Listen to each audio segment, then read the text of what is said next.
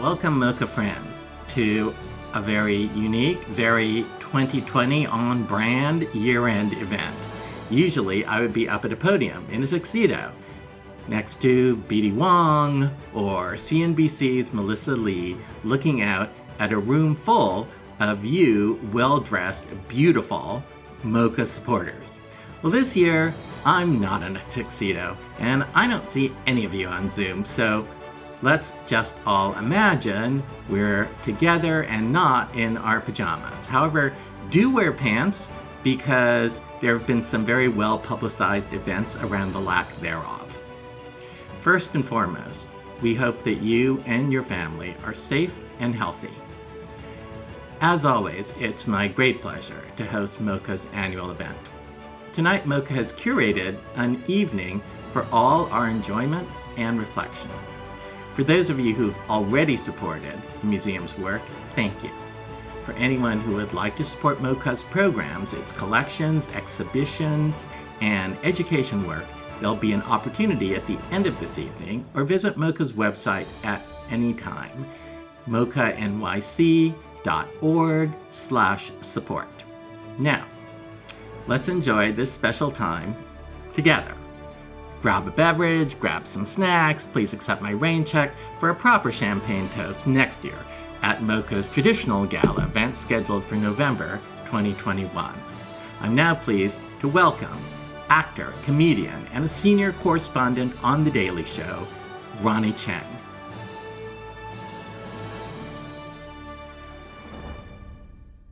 Hey everybody, thanks for tuning in to this MOCA special event. Actually, I don't know if it's pronounced MOCA or MOCA. No one's ever told me. I'm just gonna say MOCA because that's what I've always called it. Thanks for tuning in, thanks for contributing, thanks for thinking of contributing. I know it's been a tough year for everybody. Whew. Remember when we thought that MOCA burning down was gonna be the worst thing that happened in 2020?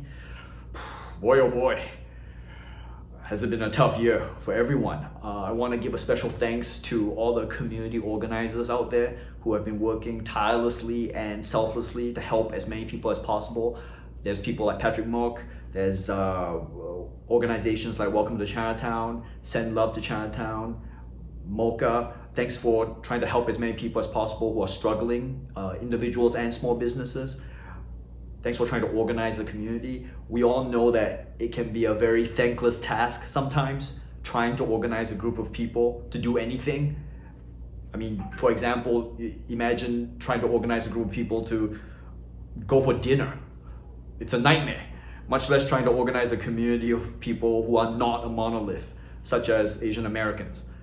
So thank you for doing that. Thank you for trying to provide a rally point for people to fight for their political rights. With MOCA, thank you for being a repository of culture and history for Asian people in America. I think history is very important because what I've noticed is that Asian people in America, and Asian people in Asia for that matter, we kind of grow up sometimes rejecting our culture a little bit, whether it's because we grow up trying to be more American and wanting to fit in, or we're in Asia and we kind of rebel against our parents and we're trying to be more modern and hip, and so we kind of resent traditional culture. But what inevitably happens is that we grow up into our 20s and we try to find ourselves and figure out where we're from and who we are, and that inevitably leads us to reconnect with our culture and try to learn more about it. And that's where MOCA comes in. It kind of provides this place where people who are on that journey of self-actualization have a place to go to figure out where they're from and who they are, so that they know where they're going. So thank you, MOCA, for doing that, and thank you everyone out there for supporting MOCA in doing that. I hope you guys stay safe and see you soon.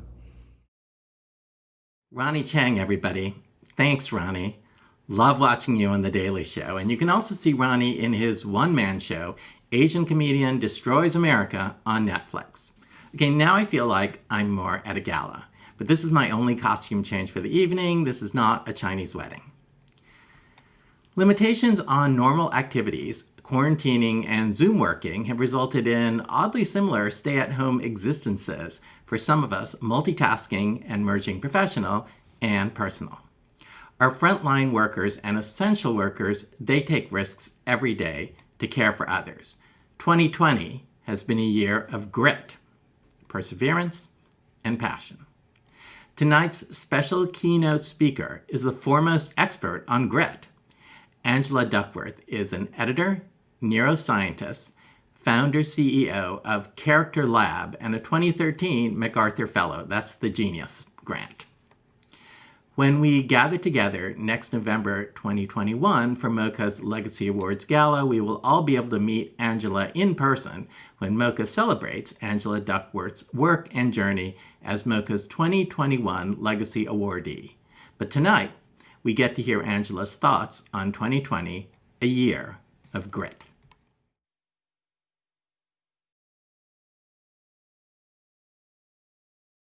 I don't know that anybody would have been able to predict the year of 2020 and its multiple challenges. And the question as a psychologist is not, I think, like, well, how can we predict when there will be a year like 2020 again, but more, what do we do when a year like 2020 happens to us? And the people that I study who are gritty have this combination of a passion for their work typically, and it could be a passion for something else like their family, but it's often their work as a focus, and then perseverance. And you could ask the question, like, what do people who are gritty do in a year like 2020? And I think that for the passion part of grit, right, which is, loving something for a very long time. I mean, for me, I'm a psychologist. I will go to my grave doing pretty much the same thing, like trying to understand human motivation and behavior. I would say that in a year like 2020, if you are blessed to have something that you really love in terms of your vocation and your work, then in a year like 2020, you find ways to make that even more meaningful. Like for me, I did all these like parenting videos at the beginning of the pandemic in the spring. I like wake up really early to record them. And I don't even know if it was that successful, but I felt a need to be helpful. And for me, I'm not a chef, I'm not a CEO, I'm not a community organizer, I'm not a politician. I was like, well, I'm a psychologist. Like maybe I can use that skill to be helpful in a year like 2020. So that's the passion side. And the perseverance side of grit is really about, continuously trying to improve and being resilient in the face of adversity. And especially this year has tested our resilience. And I think the lesson that I've taken from some of the women and men that I study is that, and I've talked to some of them actually, of course, over the course of the last year, is that they really have a bias toward looking at the positive, right? And I know bias is a term that has like negative connotations, which we can talk about, and that's for good reason. But I think the bias to look at what you can change, a bias to pay attention to the things that happened to you during a day that were the opposite of awful. I think this kind of sunny, I think I can do something, energetic outlook is maybe even more than their objective achievements. What I most admire about the Olympic athletes and the Fortune 100 CEOs that I sometimes get to study. I think 2020 has also been a year of self-reflection, right? So in a year like 2020, you're for a variety of reasons, probably like doing more reflection than in any other year. For some people, it's because something happened to their employment, and like they find themselves suddenly with 8 or 10 hours during the day that they didn't have before. For many people, like they're working at home, right? So there's all kinds of disruption, but I also think it's kind of forced reflection.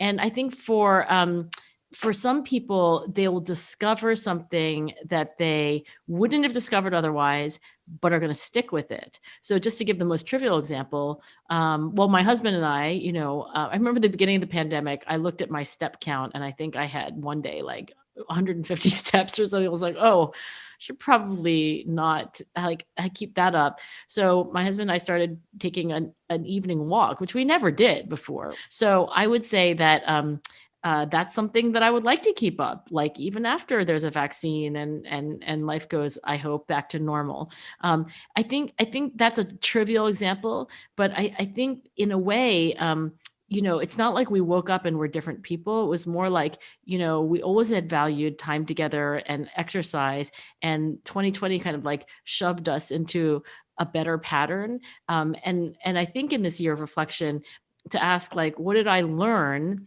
that I want to stick with, but I think in many cases it will be something that it just is more deeply resonant with who you were before this all happened, and a lot of human growth, I think, it like takes that form.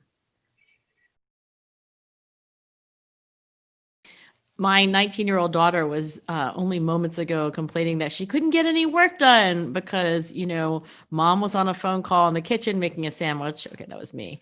And then my husband was, I think, taking a Zoom call at the dining room table. So the idea of being productive has been challenged in the last few months, but also it really does get you wondering, like, what is it to be productive, and like what are the conditions that are needed, in addition to just like basically being crammed into a shoebox with the rest of our family, at least for some of us. There is, I think, a real challenge in like human beings, I think, are very good at reacting to strong cues, right? So if you're old enough to remember Mr. Rogers, like Mr. Rogers would always come into his, I guess, apartment or his house, like, and he would shut the door and he would always, put on a sweater and he would take off a pair of shoes and then he would put on this other pair of shoes, right? And if you ever pause to think, maybe you don't think this when you're like 5 years old and watching Mr. Rogers, like, why does he do that? And why does he do that every time? Because it's a cue. It's like, oh, I'm changing into the costume that I use. Now, for a lot of us, that was work. Like when you got into the car or like when you took the subway or you put on like clothes that had buttons and zippers, which I honestly haven't worn in a very long time. Then it was like a cue that like, oh, it's work. And then when you like came home and you put the key in the door or you like started making dinner, it was another cue to not be thinking about work. So I think one of the conditions that makes productivity more possible is a strong routine with cues that are like, this is the beginning and this is the end. And now with people like just having like a continuous blur, right? Like everyone knows you're always available because everybody's online all the time because you're no longer either in or out of the office. You're just alive. And so people are, sending emails at all times of day. We're eating during a Zoom call, which is fine. But then there's just not these like demarcations. So I think one of the lessons to me of 2020 is that like we really generally as a species are better when we are like in some kind of routine that has beginnings and ends. And maybe for many of us, we've had to just like create that. So for me, I like eventually, and I didn't do this right away, but I eventually figured out that like I needed to like stop working at like 6:00, do some exercise, and then have dinner at 7. And it took me a while, but once I got to that routine, I didn't schedule meetings at 6:15 and 7:00 in the evening. And I kind of got back to what I had been doing before the pandemic, which is a kind of like, I'm working. Okay, now I'm not working. Okay, now I'm working again. And I think that was a lot healthier for me. Well, there were 2 deaths in my immediate family. So my father passed away from COVID in the beginning of the pandemic. Everyone has their particular story. I think in the case of my dad, who was 85, for a variety of reasons, it was, probably a very gentle and swift end to, kind of a long, torturous chapter. So in a way, and just for our family, so I wouldn't want to make it in generalizations, but like in a way, in a way, it was a blessing because, my dad was put out of a lot of previous suffering that had nothing to do with the coronavirus. But we were not able to have a funeral for him or really even to gather in any way. The second passing that was just complicated by the coronavirus. So my father-in-law had passed away the previous year, and for a variety of reasons, the service was scheduled for 2020, and then of course that didn't happen. So I think in a way, when I reflect on these these events, which, like you said, like everybody has some loss, uh and nobody's loss is exactly the same as anybody else's. I think one thing that is probably important to do that we have not yet done, honestly, is to actually have closure. Every culture has a ceremony for the passing of loved ones, like literally every culture around the world and throughout history. And why? It's because we need to have beginnings in life and we need to celebrate them, and we need to have endings and to celebrate and honor those also. So for my family anyway, we thought about doing it on Zoom, which I know a lot of families are doing. And then we just, like felt like that wasn't quite, like what we really want. So we're waiting. My mom planted a tree, like a weeping willow tree for my dad, and it grows, like taller every day, but like, I don't know how tall it'll be by the time we can all get together. But I do think it's not even for the mourning. It's not even for like us individually, but there's something about collectively wanting to, sign the last page of the chapter in a way that, feels right. So I'm guessing that like almost everybody, if not everybody, has some story that's not, something that's exactly the same as everyone else's story, but maybe there's a common desire to to have like some formal endings when we weren't able to do that, because of 2020. I think for my family, because we knew it's really not something that we had control over, I think we're feeling a lot more at peace with not yet having that closure. Like we can like how to handle it better. Human beings, I think, are like there's this, there are prayers, there are poems. I mean, a lot of the wisdom is in kind of like control what you can control, and let go of what you can't control. And when I talked about optimists and these like resilient people who are a little bit biased to like focus on what they can control and like the good things in their life, that doesn't mean that they think they can control everything, right? And kind of knowing that like there's really nothing you can do. Like your family can't get together for, fill in the blank, the funeral, the wedding, the bar mitzvah, the holiday, like I think understanding that like it's just not within your control, like enables you to let go a little bit, but not to say that like nothing's under your control, right? Like you can still like, be nice to people. You can like call people that you haven't called that really should call. That doesn't relieve you of like all responsibility, but I think that's the healthy way to think about it. Well, it's not yet finalized, but I'm analyzing data collected from thousands of kids who are anywhere from sixth grade all the way up through 12th grade. This is through my nonprofit Character Lab. And anyway, when we look at the data, and again, like we have to finalize things and so forth, clearly kids are like, not all happy. And I think in particular, kids who are learning from home, it's a very social period of life, especially like as you get older. I mean, I think like 2 and 3-year-olds are not like, oh, I really, really want to be back in preschool. Now, maybe that is the best thing for them, but they're not necessarily feeling like that. But like if you're like 16, you want to be around your friends, and just be around other people, and also not be around your parents. So there are challenges to kids being home, and then like there are challenges to them not being at home. Not saying that there's a very clear policy recommendation, but I do think that one of the challenges of 2020 is that not only during childhood and adolescence, but like all throughout the lifetime, like human beings are social animals. Like we're designed to live in groups. Like we're not nomads, and so it's been especially hard, I think, for some young people to be like physically apart from, like the people that they're supposed to be spending like all of their time with. My own kids are 17 and 19. And I think for them, they're kind of like a little bit older than the, middle and high school group that I was just talking about. And I think for them, it was a little easier, honestly, because they weren't quite at the peak of like, oh my gosh, I want to spend all of my day. But it was hard for them as well. So I think in a circumstance like this, again, I don't know if the policy recommendations, because there's pros and cons and there many, and that's why I'm not in policy, but I do think at least having more empathy, right? One thing I learned this last semester, I taught 2 classes, and students were remote learning, and I think I got to know them a little better because I had one-on-one office hours, and just hearing like just what is going on in people's lives, it just makes you realize like there's this expression, be kind to all you meet, for each carries their own heavy burden. And I hope 2020 leaves us with an enduring sense of empathy, and also just, to always be giving people the benefit of the doubt.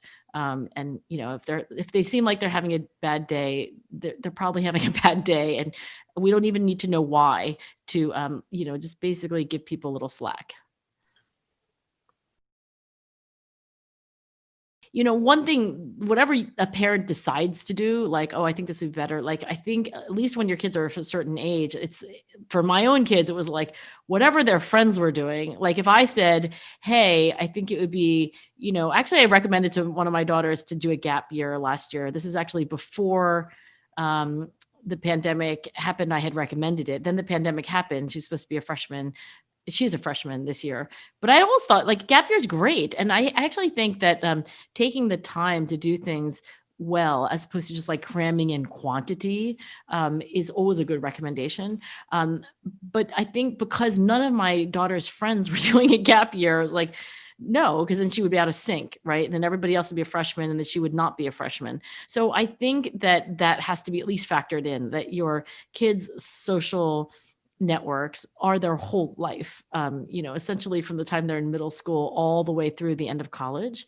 And that's biological, by the way. So it might help all those parents out there to know that like they're kind of programmed to really care about their friends more than they care about anything else for this entire period. And so keep that in mind when you think like anything is a good idea, because they're going to kind of test it by the litmus test of like, how's this going to affect my friends and me? 2020 has, illuminated and exacerbated the divide between haves and have-nots, which does fall along ethnic lines as well as socioeconomic lines. And I think the psychological reality of adversity is that at its extreme, it's bad. It's, like there's this expression from Nietzsche, the philosopher, what doesn't kill you makes you stronger. But, and there are the buts, right? So like, if it doesn't kill you, it makes you stronger. Well, one way that, challenge can just be toxic is just like in the dosages that it really is administered at like the highest level of poverty and deprivation. So, nobody wants, I think, a society as unequal in its opportunities as it sometimes happens in this country. And we shouldn't romanticize, like adversity, I think too much, just because it's, brain development and social emotional development, and academic development, they're all inversely correlated with income and assets and opportunity. So let's not romanticize deprivation. That said, I do think challenge is healthy for development. So what's the difference between a healthy challenge and unhealthy levels of adversity? Partly it's dosage, right? But also it's about support. And one thing I think a lot of the families that would be listening to this conversation do have, which is good, is actually a very supportive and close family. And not that we can't all learn to be better parents, but when I grew up and I think about my parents, I mean, they were not perfect. My parents immigrated from China to the Philadelphia area in, I'd say, like the late 50s, and neither of them had grown up in, I think, like a family where they would say like, oh yeah, that was good parenting, right? So in various ways, they didn't have I mean, I think they would say that they didn't have really good role models for being parents, certainly not being American parents, right? Which is a whole other ball game. But when I think back about, their parenting from this standpoint, now that I'm 50, rather than focusing on all the things that they did wrong, I will say this: I woke up every morning knowing I was loved. I mean, every morning I knew that there were like basically parents who were like thinking about like what was best for me. And yeah, they screwed up a lot of things, but I think that support is what in the combination of like challenge, but that kind of like I'm loved, and I'm liked, and I'm important, and people are making sacrifices for me. Like, I think that can be very healthy for development. And I think that's another divide. Like, not all children have that.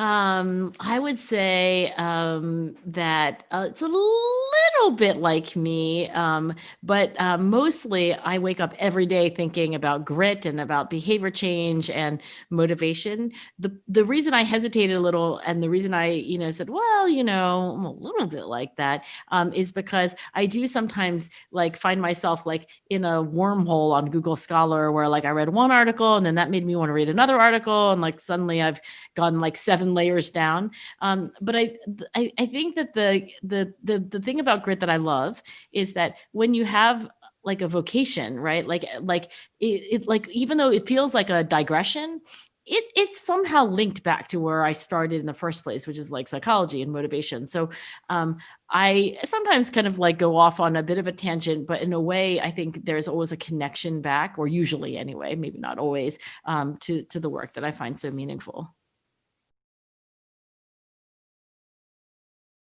Setbacks really don't discourage me. I am this would be very much like me. I do get discouraged, but not for long. And I think that, to understand about paragons of grit, which I suppose I am, I'm thinking more about the people that I study. It's not that they don't get discouraged. It's not that they don't cry. It's not that they don't, throw in the towel. They just like run back and pick the towel back up again. It's like, I quit.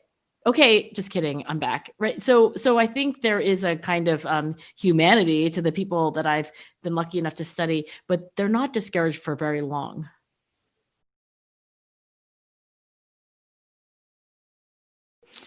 I would say not at all like me. I am so stubborn. I mean, sometimes I get in trouble, like by kind of like, I can't unscrew a lid on a jar, and I'm just like, I'm gonna do it. I mean, I literally remember once buying this kind of like yoga mat strap or something, and had these like plastic twist ties that must have been like an inch thick. I like tried to saw them off with, and my husband's like, well, just, put it on the counter and we'll figure it out tomorrow. And I was like, no, I am going to do it right. It was like midnight or something. I was like, I'm going to do it right now. And he's like, oh my gosh. So I do have a tendency to stick with my goals once I've made them. And I think mostly that's worked out, but occasionally ends up being a little bit absurd.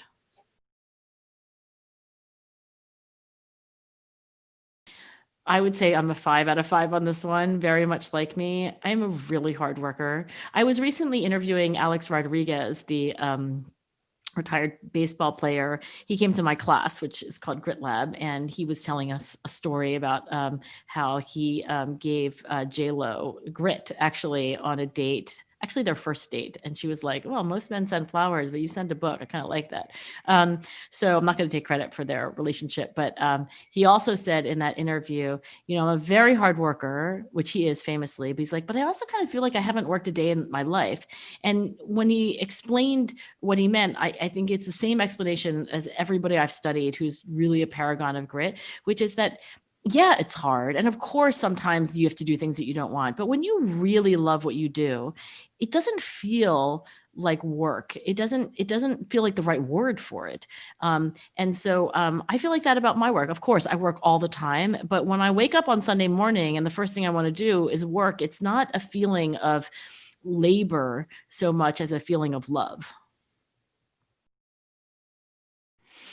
Not at all like me, which gives me a 5 when you score it properly. So yeah, I don't have a problem working on projects that take months or years or even more than a decade to complete. I'd say I'm probably a 5 out of 5, very much like me. I have a real bias to finish things and to, uh, even when my husband and I would be like taking a walk, like if you're like walking around and, you can see that the sidewalk ends over there and then you could turn around. And I'm like, I always want to go to the end. I'm always like, let's just go all the way to the end. So I feel like that about everything I do. I would give myself, well, the maximum score, which means not at all like me. So my interests are really um, deepening from year to year, and there's some dynamic, nature to that, right? Because you're learning new things. But I mean, I actually wrote into my Google contacts, like, I think I made a contact called Home Run Ideas. I thought I didn't know where else to save it, I guess, and so yeah, they were just these ideas that I really wanted to pursue as a psychologist. I think it was my first year of graduate school, or thereabouts anyway. I don't know how old Gmail is, but it was just recently that I looked at them. And I'm like, oh yeah, I still think those are right. I mean, in a way, I'm still working on those ideas. So my ideas are maybe evolving, I hope, but I don't think they're changing that much in terms of my interests.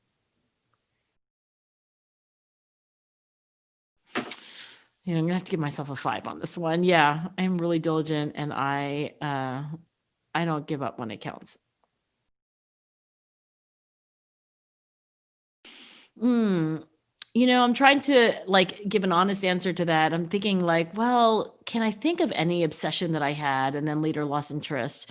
If I think all the way back to being a teenager, I was like, I wanted to have a solo in chorus. And so I did, but don't ask me to sing for you. It's like not my vocation. And so I guess I later lost interest. But I think in my adult life, um, I mean, I'd probably give myself like, a 4 or 5 on this one. In other words, like, it's not really me to kind of like be obsessed about something and lose interest. I'm probably forgetting something that I did that with, but I'm the person who buys the exercise bike and uses it. So I'm not somebody who like, floats around too much. I'd like to give myself a 5, but I probably should give myself a 4 on this one only because, I don't know that I've encountered as many setbacks of the or the I don't know if it's the number, but the size of the setbacks. I think I've been so fortunate. I was in line in the cafeteria once in college, and the guy in front of me turned around. We lived in the same dorm, so, we had been acquainted for a couple of years, and he turned around and he said, "You kind of live a charmed life." I mean, he was saying that specifically to me, and I was like, "Yeah, I know, right?" I think I'm my mother's daughter, which means I'm very lucky, and, I don't think I can point to I didn't grow up in poverty, my parents were not perfect people, but they were very much in love with each other, and, they loved their kids. I sometimes feel like the universe bends over backwards, for me. So, I'm pretty resilient, but I think I've been so fortunate that I don't wanna give myself the highest number on that.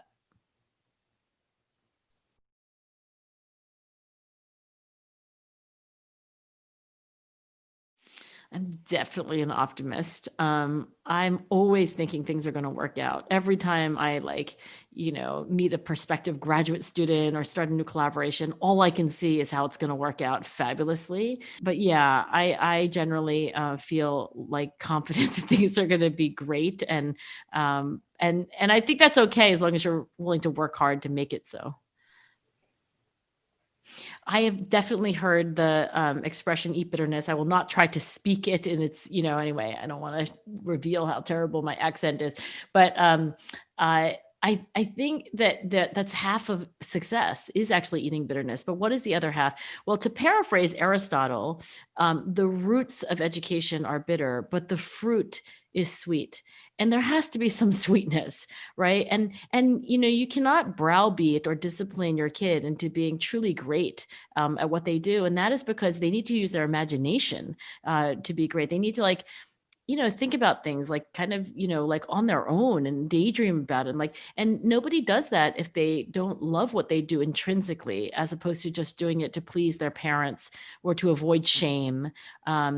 Or any other extrinsic reason. And I think actually, just to say, candidly, I think that there are a lot of Asian parents who should remember that greatness is not something that you can will your child into. They have to have some choice and some autonomy and freedom to kind of, choose a path that they really care about because they care about it, not because you care about it. My dad, wouldn't speak to me for about 6 months when I became an educator. I mean, he was like, I didn't, pay all that tuition in college for you to be a teacher.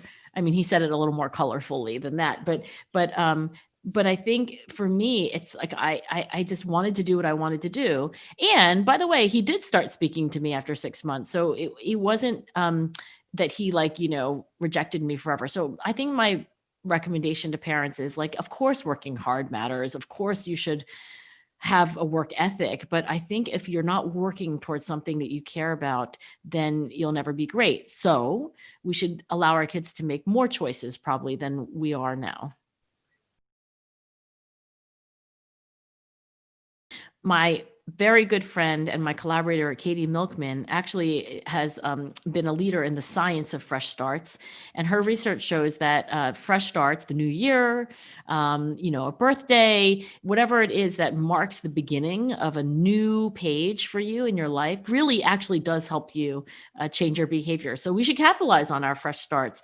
And in the new year, I think one of the things that I'm going to try to do more intentionally is that whatever your physical space is, wherever you're working, the height of your table, like whether your cell phone is close by or whether it's in another room, whether you have junk food in your kitchen or whether you have fruits and vegetables in the refrigerator, your physical space actually has a pretty powerful influence on your psychology. So if that's true, you can be more intentional about changing your space. Make the place that you work to be like, as comfortable as it can be and as pleasing as it can be. If you're kind of like, oh my gosh, I snack all day, which I think there's research showing that during 2020, people like snacked a lot, exercised less, then don't keep those things at home. So I'm going to try to kind of hack my physical space in 2021 in ways that make it a more productive and healthier year for me.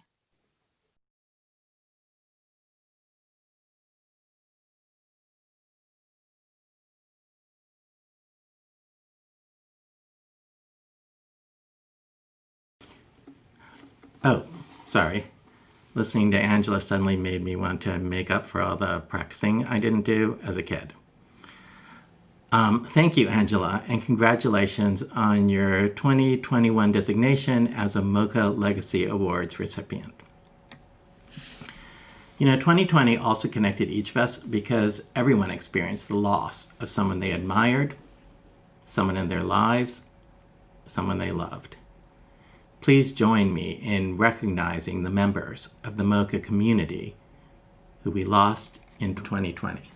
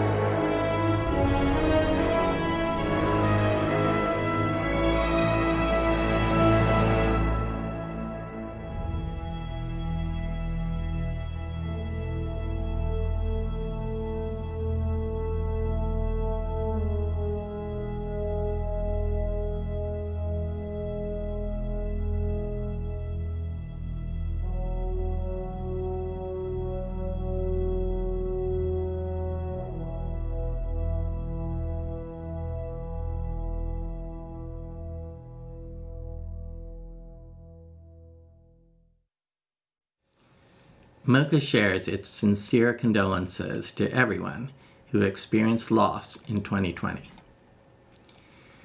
And MOCA could think of no other group to help heal and bring us together than the inspiring Joyous String Ensemble. Now, I've seen this heartening group grow up throughout the years. We're the Joyous String Ensemble, and I'm Justin Yu. We're very happy to be back. This is our fourth time performing at MOCA, and the first time we were here, my little sister Christine was only 5 years old. Time flies so fast. The ensemble of violinists, cellists, and bassists, ranging between the ages of 6 and 15, have performed at Carnegie Hall, the Barclay Center, for the Obamas, on the Ellen DeGeneres Show, and even on Sesame Street. Today, they continue to entertain, inspire, and heal the world with their gift of music. And tonight, we get to see the Joyous String Ensemble enliven this MOCA space as they fill it with music, hope, and memory during this time of shuttered operations.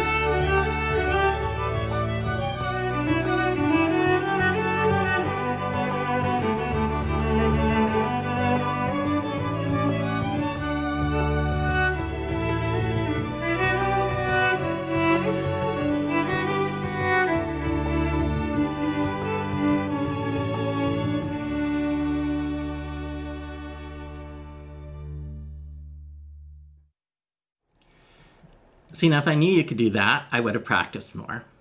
Julian and company, fantastic. Thank you so much for giving us such an uplifting performance. And hot off the press, I have the honor of announcing here tonight that the Museum of Chinese in America invites the Joyous String Ensemble to receive the Performer of the Year Gala Award in 2021. Congratulations, Julian and all the members of the Joyous String Ensemble. We look forward to presenting the award to you in person next November 2021. And now, I invite the MOCA team to share some words with all of you as they close out 2020.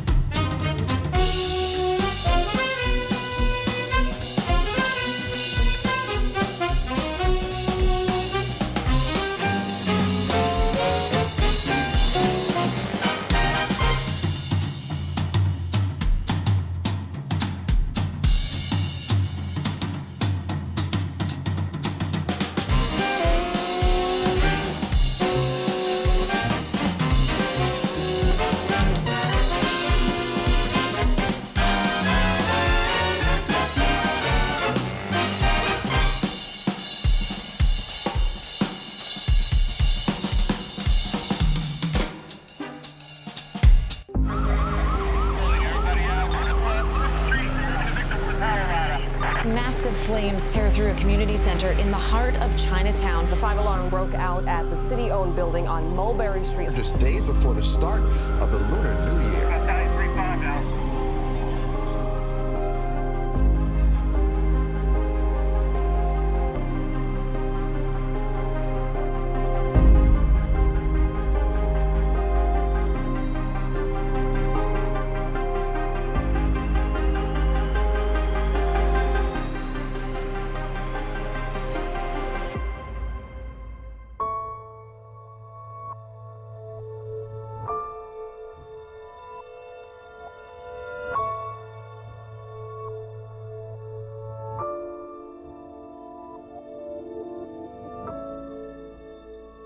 Thank you to everyone in this very unique time that we are all experiencing. What we're launching online, it's not the end product, it is the beginning. We are iterating, we are learning very quickly. It's got to be something that's going to be useful even when the museum reopens, or even when we get past this COVID-19 craziness. And we're starting a new series, and it's called My MOCA Story, and we're highlighting an object or an heirloom that's special to you. My object is this board game, Chinese chess. This was worn by my father, who passed away in 2006. Yes, they primarily lived in the time zone where I grew up in Los Angeles, but part of their consciousness was always in another time zone as well. I grew up in the suburbs of San Francisco. It was music like this that made me want to move to New York, made me want to create art and learn more about art and what it meant to be a creative person. People don't know that on September 11th, 2001 was a primary. This object represents the man, my stepfather, Wellington Chou, and his role in China's history. It's an ID card, and it's from one of my aunties. My first marathon medal from the 2009 New York City Marathon. This embroidered hoop, which was passed down to me by my great-grandmother. The loaf of bread is among the many things that our dad and mom sold in their small grocery store. Surprisingly, was able to put 6 children through college. My dad was always prepared. So the two things he always said, just in case there's a fire or something weird that happens at home, you grab this box, pictures. It's a whole family history, all in one metal box. MOCA has not skipped a beat since its temporary closure in March. We have been converting our programs to online offerings and creating new digital contents through multiple platforms, always free of charge, because history matters. Make a pinch on one side, and then use your thumb and your index finger. Just keep feeling. Prompted me to write this book came from the MOCA connection. Researching the history of a New York City building. Anyone wants to share about an immigrant story they know of. Based on looking at this photograph, what can we tell about Kenneth and his family? Hello, as people trickle in. How are you all doing? How's everyone doing today?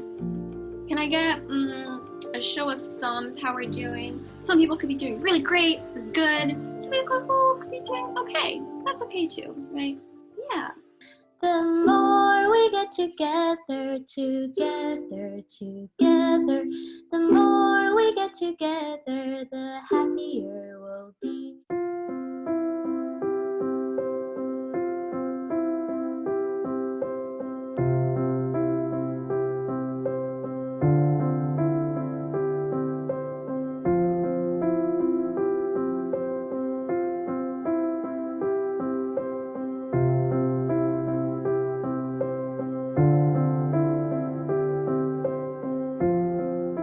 The foundation, with a $13 billion endowment, gives away at least $500 million a year. This year, the group is giving away even more. We have a rich and vibrant cultural history in America that has not fully been told. And there are organizations that represent that history, represent that facet of the American narrative. Those organizations are traditionally under-resourced. These are all national treasures.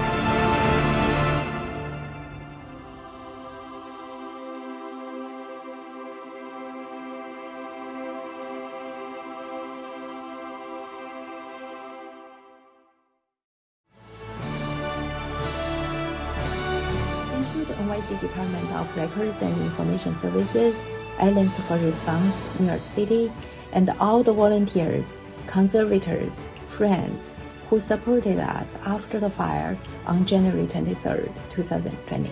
And thanks to all the teachers and students and stay-at-home parents who are working at home and care partners who inspire us every day. Thank you to our community leaders, our institutional partners and friends, artists and curators, documentarians and historians for helping us to remember today. Thank you to Pullman & Company, Kathy West, and our operations vendors. Corey and Hillary, our visitors services team. Would like to give a big thank you to Zoom, Tessitura, back-end support, and all suppliers for keeping MOCA connected. Thank you to MOCA's educators and special guests, and most of all, a big thank you to our young friends who have supported us all year with their smiles and thumbs up, or not so thumbs up is okay too. Program guests, speakers, and participants, as we reach out, you reach back.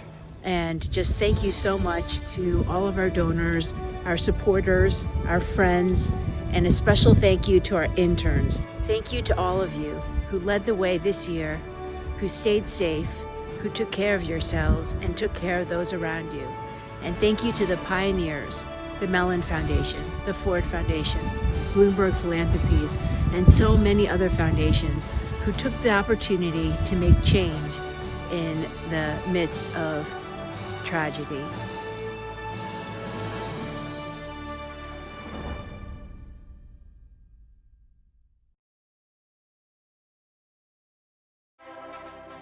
That's it for me. Thanks to everyone for joining us this evening. This video will be available on Facebook Live and on the MOCA website, www.mocanyc.org.